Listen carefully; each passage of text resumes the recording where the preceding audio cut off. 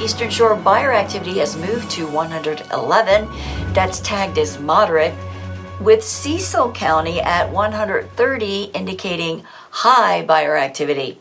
It's Friday, May 15th, 2026. I'm Kimberly Barton, broker owner of Kinetic Realty, your go-to real estate resource in Maryland.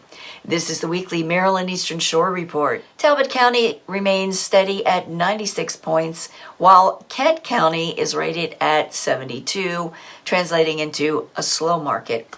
Somerset County is limited, which is at the very lowest rung of the home index report, and measuring at 53. Inventory for sale fell slightly to 2,304 units at a median $420,500 list price and in 62 median days. 182 units of new inventory will be coming soon at a median $434,900 list price. 216 properties went under contract at a median $399,450 in 26 days. 116 homes sold in 20 days at 97.8%, and the median sold price was $375,000. There are 136 rental properties for lease at a median $2,200 per month. These have been on the market for 51 days. Are you curious about housing values on the Eastern Shore?